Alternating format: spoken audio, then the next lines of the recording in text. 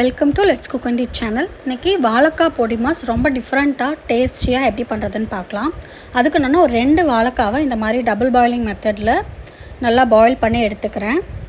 இது ஓரளவுக்கு நல்லா குக் ஆனதும் இதை நம்ம வெளியில் எடுத்து ஆறுனதும் இந்த மாதிரி தோலெல்லாம் எடுத்துட்டு இந்த மாதிரி கையிலையே நம்ம பிசைஞ்சு விட்டுக்கலாம்.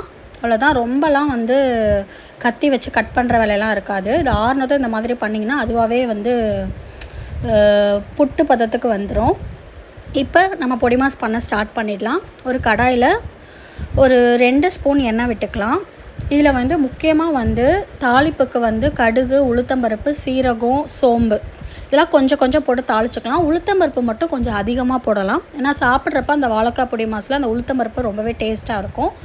அப்புறம் கருவேப்பிலை, வத்தல் ஒரு 2-3 வத்தல் போட்டு நல்லா தாளிச்சுக்கலாம். வெங்காயம் நான் பல்லாரி வெங்காயமே கொஞ்சம் அதிகமாக சேர்த்துக்கலாம், அதுவும் நல்லாயிருக்கும். தேவையான அளவு உப்பு சேர்த்துக்கிட்டு நல்லா வெங்காயம் ஓரளவுக்கு வதங்குற அளவுக்கு நல்லா வதக்கி விட்டுக்கலாம். நல்லா வதங்கினதும் இப்போ நம்ம அந்த பாயில் பண்ணி வச்சுருக்கிற வாழைக்காவை நம்ம கையிலையே இந்த மாதிரி பிசைஞ்சு விட்டுக்கலாம். அப்புறம் கொஞ்சமாக ஒரு 1/4 ஸ்பூனுக்கும் கம்மியாக மஞ்சத்தூள், வீட்டில் இருக்கிற சாம்பார் தூள், கடையில் வாங்குறதோ வீட்டில் இருக்கிற பொடியோ சாம்பார் பொடி கொஞ்சமாக சேர்த்துக்கலாம்.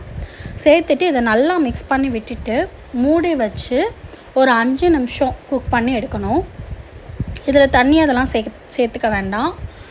ஸோ இப்போ இதை மூடி வச்சு குக் பண்ணோம் அப்படின்னா அது ஓரளவுக்கு அந்த வெங்காயம், வத்தல் எல்லாத்துலேயும் குக் ஆகிடும். கடைசியாக ஒரு 4-5 ட்ராப்ஸ் எலுமிச்சம்பழ ஜூஸ் போட்டு நல்லா மிக்ஸ் பண்ணி விட்டுட்டு நம்ம இது முக்கியமாக காரக்குழம்பு, புளிக்குழம்பு அந்த மாதிரி குழம்புக்கு இதை சைடில் வச்சு சாப்பிட்டா ரொம்பவே நல்லாயிருக்கும். கண்டிப்பாக நீங்கள் இந்த மெத்தடில் வாழைக்காய் பொடிமாஸ் ட்ரை பண்ணி